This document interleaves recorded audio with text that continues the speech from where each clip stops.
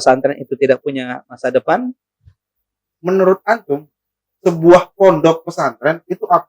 Lalu mereka menyampaikan kepada orang tua, menganjurkan agar tidak dimasukkan di pesantren. Tempat atau yayasan pendidikan alternatif di tengah rusaknya moral, akhlak anak-anak dan di tengah masyarakat kita. Dan ini yang difahami oleh guru-guru kita di pesantren. Ada 3 hal. Jika ini ada dalam diri kita, ka'annama hizat lahud dunya. Dunia itu seperti di genggamanmu. Bukan cuma lafangkong. Dunia di genggaman. Ya, kalau saya ditanya, what is Darul Hufat?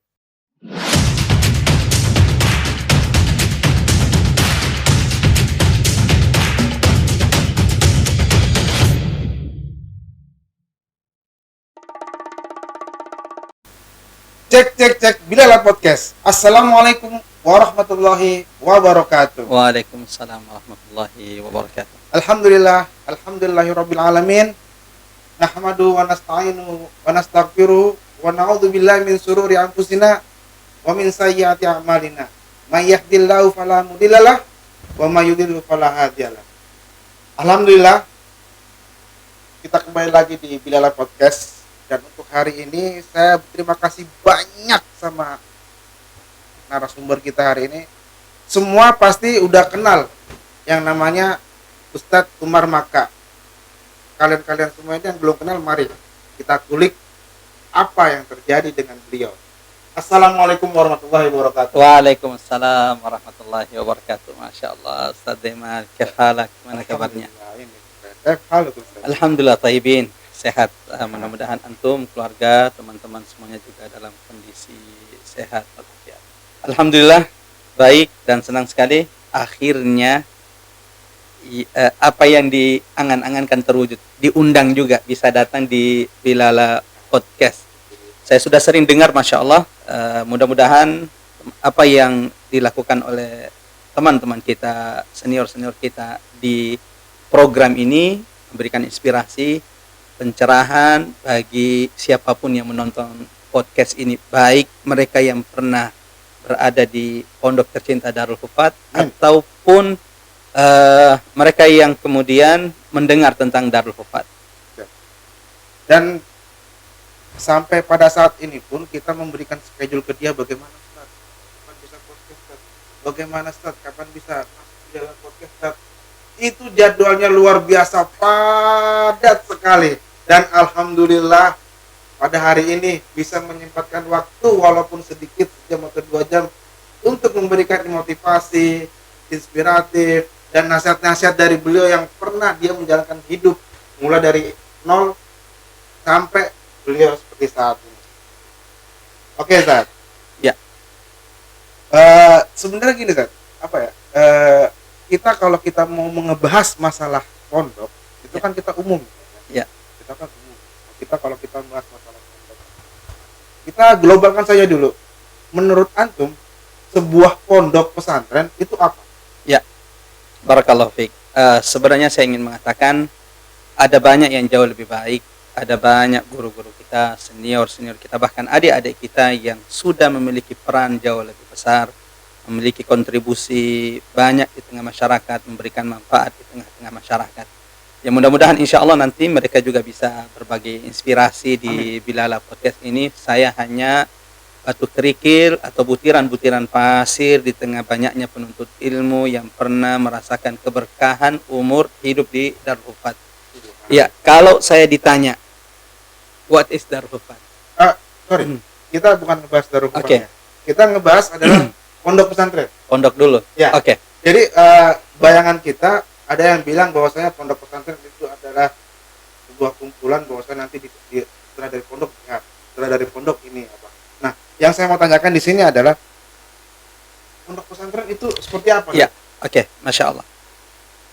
Dulu di tahun-tahun 90-an dan sebelumnya, orang masih punya pandangan sempit tentang pesantren. Dan itu pun saya rasakan ketika akhirnya mendapat kesempatan bisa belajar di pesantren dan sudah siap berangkat ke pesantren. Ada banyak guru-guru, ada banyak tokoh-tokoh yang kemudian mendatangi orang tua, lalu khususnya guru-guru yang dulu pernah mengajar di SD, lalu mereka menyampaikan kepada orang tua menganjurkan agar tidak dimasukkan di pesantren. Agar tidak dimasukkan di pesantren. Oh, oke. Alasannya apa tuh?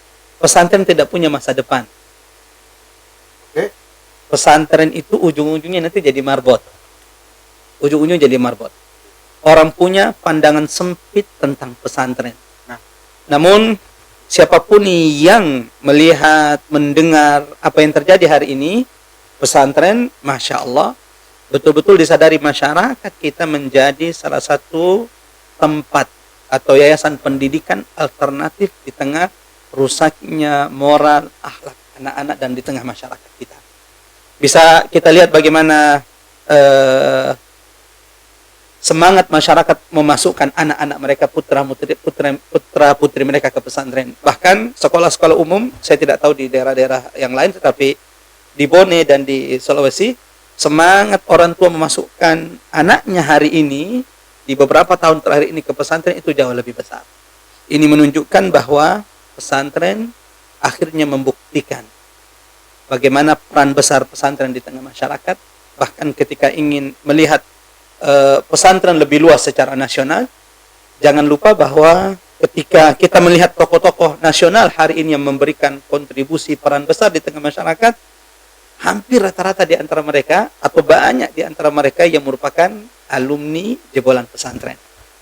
Ini menjawab keraguan masyarakat bahwa pesantren itu tidak punya masa depan, dan ini juga menjadi jawaban bagi kita bahwa ternyata pesantren memiliki kontribusi yang sangat besar di tengah masyarakat, dari peran-peran alumninya yang terus melakukan pencerahan di tengah masyarakat, atau kemudian secara nasional, tokoh-tokoh nasional kita yang kemudian rata-rata merupakan alumni pesantren, khususnya dari pesantren-pesantren besar seperti Darussalam, Gontor, yang alumni-alumninya sudah banyak memiliki peran-peran besar di negeri kita ini. Berarti dalam posisi pesantren itu emang mengibaratkan bahwasannya nggak ada ujungnya, gitu kan? Ya. Awalnya nggak ada ujung, bahwasanya ngapain masuk pesantren, ujungnya pasti marbot. Ngapain masuk pesantren, ujung-ujungnya pasti jadi ini, jadi itu. Ya. Nah, tapi kalau menurut saya, Ustaz, nggak ada bedanya sih, Ustaz.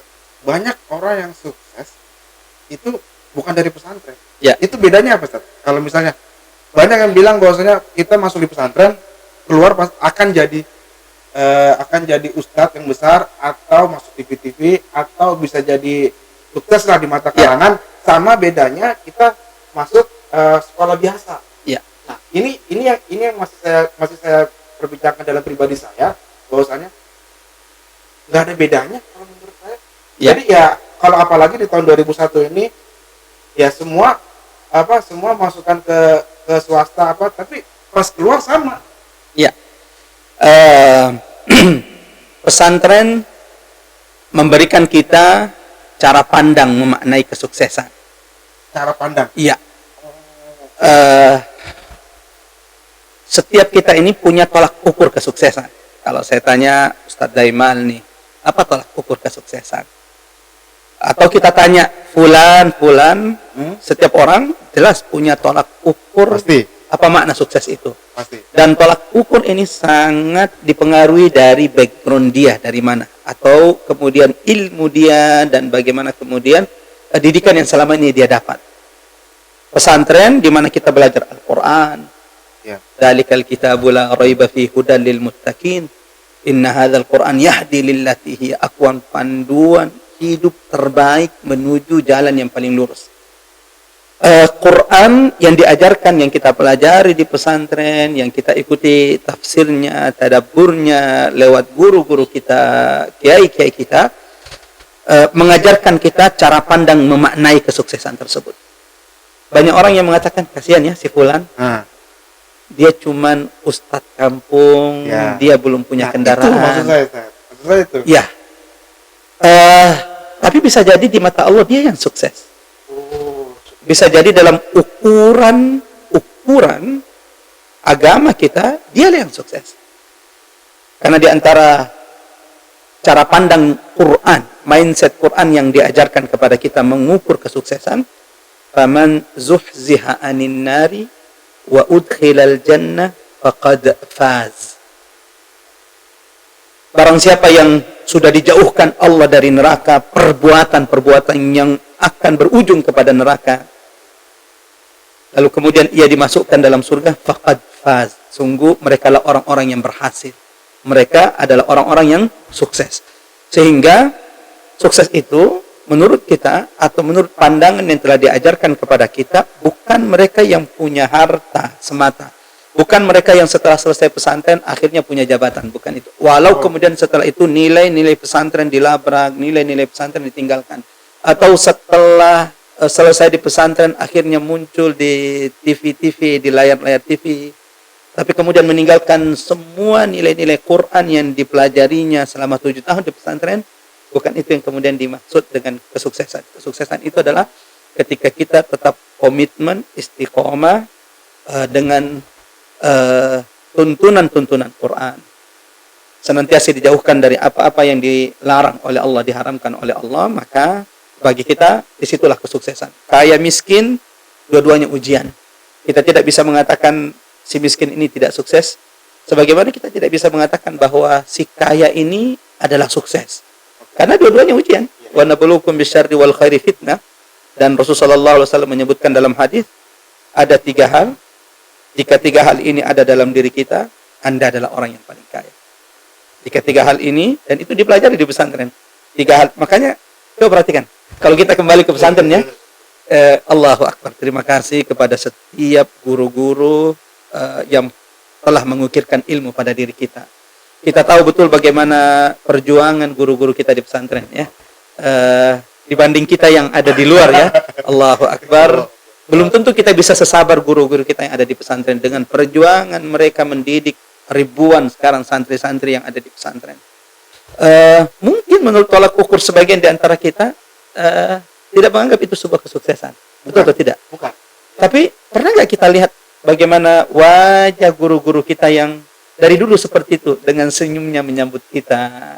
Tidak ada guratan-guratan kesusahan, pikiran. Sebentar kita ya dengan kelapangan yang kita miliki hari ini, terkadang kita jarang senyum atau bisa jadi kelihatan sering mengeluh. Nah, sampai di sini kita kembali tadi. Rasul, dan ini yang difahami oleh guru-guru kita di pesantren. Ada 3 hal, jika ini ada dalam diri kita, ka'annama hizat lahud dunya. Dunia itu seperti di genggamanmu. Bukan cuma lafangkong. Dunia di genggamanmu. Siapa yang punya dunia? Siapa yang memiliki kekayaan satu dunia? Kan tidak ada. Tapi jika antum punya 3 hal ini, siapapun di antara kita, pemirsa, Bilala podcast, dimanapun berada, siapapun yang Allah anugerahkan, karuniakan 3 ini, maka dunia itu seperti di genggaman Anda. Dan Anda adalah orang yang paling sukses. 1. Man asbaha aminan fi sirbihi. Barang siapa ketika dia bangun pagi hari, dia merasa tenang di tengah keluarganya, tidak bertengkar dengan istrinya, tidak cekcok dengan istrinya, tenang di tengah anak-anaknya. Ini 1. Barang siapa bangun di pagi hari, ia mendapatkan ketenangan di tengah keluarganya. Coba perhatikan guru-guru pesantren, ya, Masya Allah, tiap hari bangun dengan, mungkin menurut kita dengan segala keterbatasan, tapi kita lihat ketenangan itu. Langsung senyum, bangun, iya. pagi. Ketenangan itu ada di wajah-wajah mereka. 2. Mu'afan fi jasadihi. 1, barang siapa bangun di pagi hari, merasakan ketenangan di tengah keluarganya, istrinya masih ada, belum dibawa lari sama orang. Yang kedua, mu'afan fi jasadihi. Allah berikan kesehatan pada jasadnya, fisiknya. Karena buat apa arti semua harta yang kita miliki kalau ternyata kita datang ke dokter, dokter kasih kita resep, tidak boleh makan ini, tidak boleh makan ini, tidak boleh makan ini. Allahu Akbar, kita ini tidak punya apa-apa, tapi apapun yang ada di depan kita, lentuk, gonam-gonam ya, paleko, apapun itu habis. Ini nikmat yang Allah berikan kepada kita. 2, ya. 3. Yajidu quta yaumihi. Siapapun hari itu ketika dia bangun masih mendapatkan makanan di rumahnya cukup untuk hari itu, cukup untuk hari bukan untuk 1 bulan, bukan untuk 1 tahun, cukup untuk hari itu. Kalau 3 ini ada dalam diri kita, kata Rasulullah, ka'annama hizat lahud dunya, Anda adalah orang yang paling kaya, Anda adalah orang yang paling sukses. Nah, cara pandang ini yang diajarkan oleh pesantren. Orang kalau sudah punya rasa tenang dalam hidupnya, tidak hasad, tidak iri kepada orang. Dan ini yang sulit. Mereka yang mengejar jabatan, kenapa mereka kejar jabatan? Oh, ingin mencari ketenangan hidup kan? Iya, benar. Tapi apakah setelah mereka meraih jabatan dengan menghalalkan segala cara, ada yang menghalalkan segala cara, apakah kemudian itu menjamin orang itu bisa tenang, bisa bahagia? Malah terkadang baru 1 tahun dia jadi gubernur, jadi bupati, malah di penjara gitu. Jadi kan ternyata jabatan itu tidak sampai memberikan mereka ketenangan. Nah, yang harus kita tanyakan mungkin Ustaz Demal, apa yang mendatangkan 3 hal ini? Karena kalau 3 hal ini sudah ada dalam diri kita, saya jamin antum tidak akan pernah berkeluh kesah. Kalau 3 ini sudah Allah berikan kepada kita. Nah, yang menjadi pertanyaan, apa yang harus kita lakukan supaya mendapatkan 3 ini? Allah berikan ketenangan, ini yang paling mahal. Orang mengira dengan banyaknya harta, dia tenang. Ternyata berapa banyak kita baca di berita-berita, baik itu dalam negeri dan internasional, miliarder yang mengakhiri hidupnya dengan bunuh diri. Miliarder Jerman mengakhiri hidupnya dengan bunuh diri, miliarder Cina mengakhiri hidupnya dengan bunuh diri. Ada orang mengira kalau dia sudah punya popularitas, terkenal, sudah banyak follower, dia bisa mendapatkan ketenangan. Buktinya berapa banyak kita dengar sampai berita kepada kita di media-media, pesohor-pesohor Korea yang akhirnya bunuh diri, bahkan di Eropa yang akhirnya bunuh. Lagi-lagi itu tidak menjadi jaminan. Ya. Jabatannya banyak, kemudian penguasa-penguasa di dalam negeri dan luar negeri yang akhirnya mengakhiri hidupnya dengan bunuh diri. Kembali lagi, apa yang membuat tenang? Kembali, ini yang diajarkan di pesantren. Dan inilah yang menjadi keunggulan pesantren itu.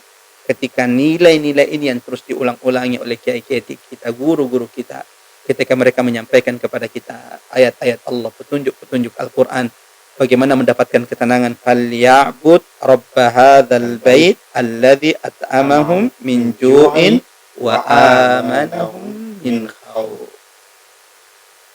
Falya'bud, hendaklah mereka senantiasa beribadah kepada Allah. Jaga ibadahnya, jaga sholatnya yang selama ini diajarkan di pesantren.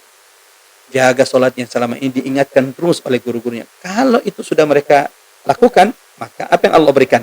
At'amahum min ju', Allah cukupkan makan mereka.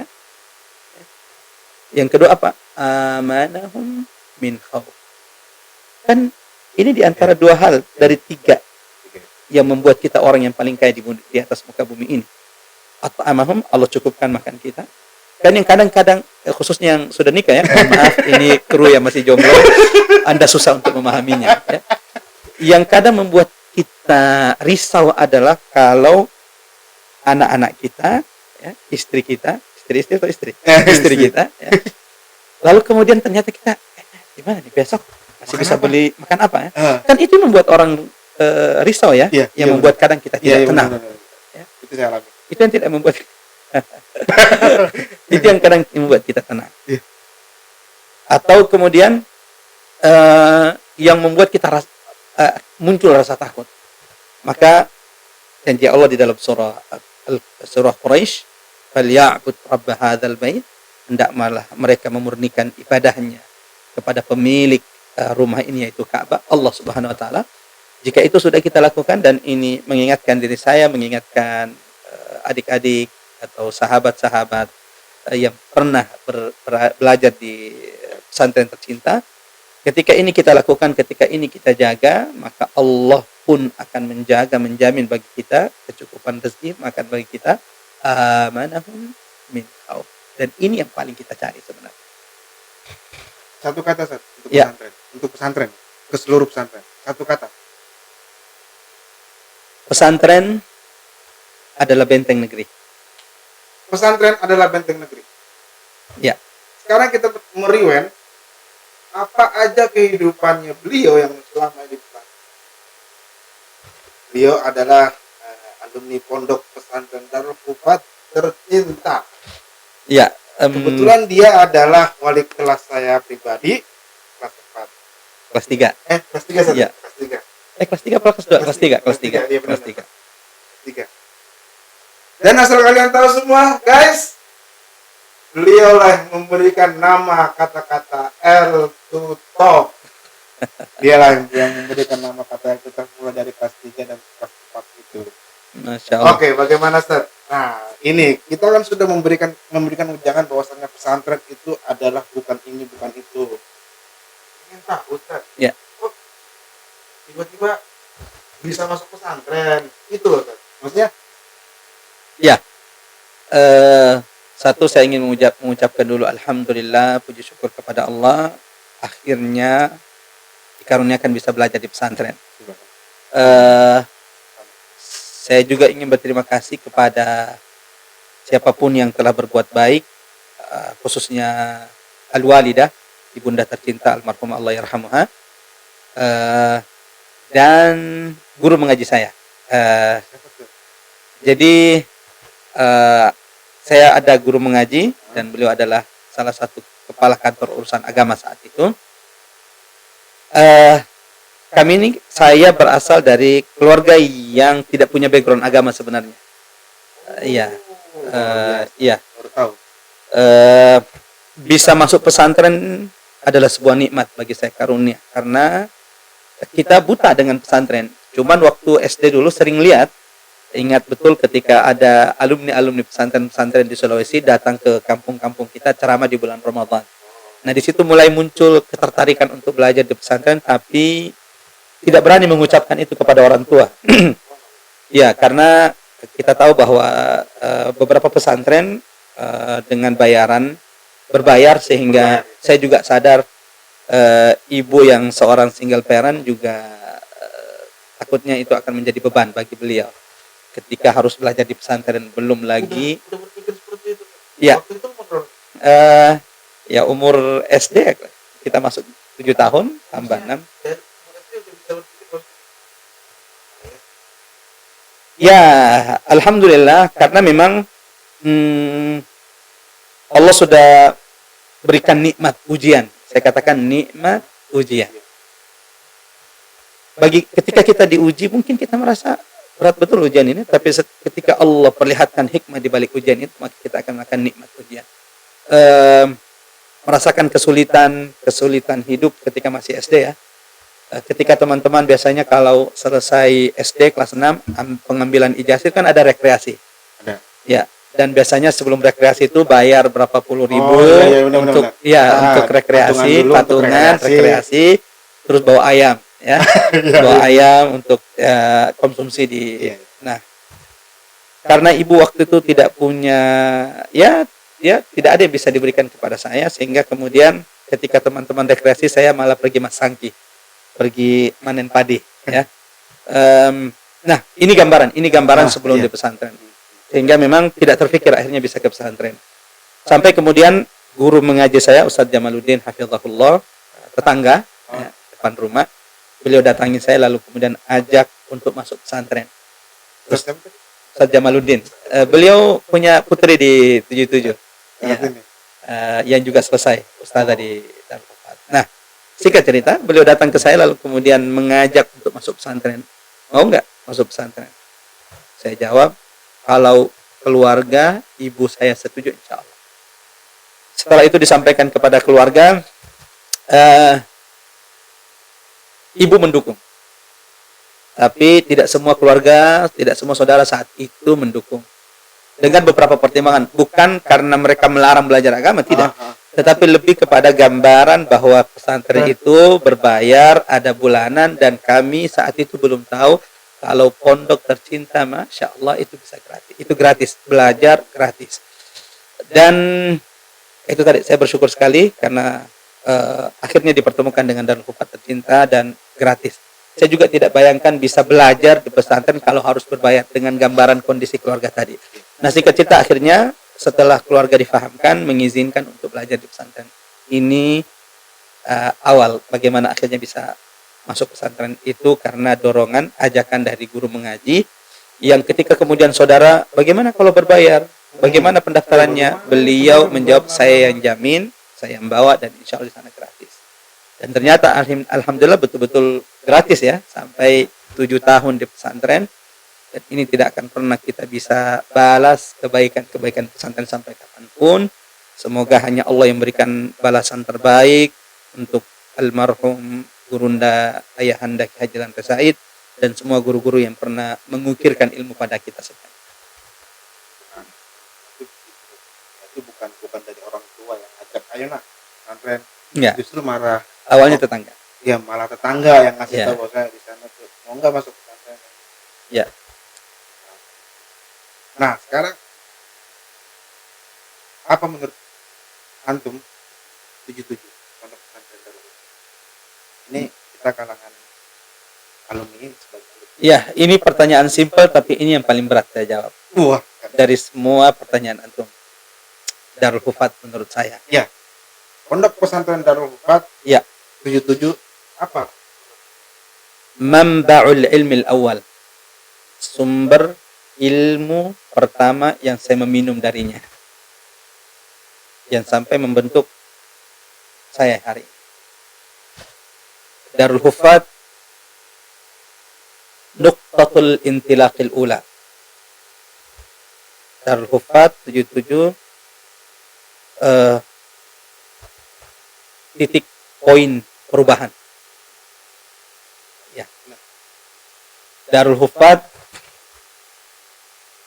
tempat kemudian pondasi ilmu ini dibangun. Darul Hufat madrasah pertama yang membentuk akhlak, kecintaan terhadap Quran, kecintaan terhadap agama, dan sebelumnya jelas kecintaan kepada Allah dan Rasulullah Sallallahu Alaihi Wasallam. Darul Hufat rumah kedua, ya, yang saya menghabiskan umur saya di sana. Bahkan kalau saya kadang berbicara sama teman-teman, saya di Darul Hufat 7 tahun, terus di Lipia 7 tahun, ya. Terus kemudian alhamdulillah Allah rezekikan, mudahkan bisa melanjutkan S2 dan S3. Tapi saya sering bercanda ke teman-teman, kenapa ya? Memori kenangan yang paling banyak kemudian berkelebat di bayangannya terus muncul itu dan tak pernah bisa dilupakan adalah memori-memori ketika saya di Darul Hufat. Itu. Walau alam apakah itu hanya saya atau kemudian ada banyak teman-teman, tapi saya tidak tahu. Ya, ada banyak memori yang tidak pernah bisa selesai diceritakan, dikisahkan kalau lagi berkumpul dengan teman-teman. Kalau kita udah ketemu sama saling alumni ini udah pasti ngomongin masalah gimana pesantren, gimana apa kayak gitu. Itu sangat menarik bagi saya Tar, untuk menyentuh bahwa Darul Hufat adalah titik perubahan. Itu yang saya ambil. Karena pada saat itu bagaimana kita nggak bisa untuk berbahasa Arab, akhirnya kita bisa motivasi nih Tar, sehingga bisa sampai lulus gitu. Ya, saya kembali lagi tadi bahwa nasihat kepada para pendidik. Ini pengalaman diri dulu nih. Doakan murid. Karena yang hari ini soleh belum tentu kemudian terus menjadi orang yang soleh. Sebagaimana yang hari ini kelihatannya membuat kita pusing, bisa jadi suatu saat akan membuat kita tersenyum dengan perannya di masyarakat. Ya, sebenarnya ya itu tadi saya bilang kalau mau ditanya di pesantren, ada banyak kenangan yang tidak bisa dilupakan. Saya dulu di pesantren tuh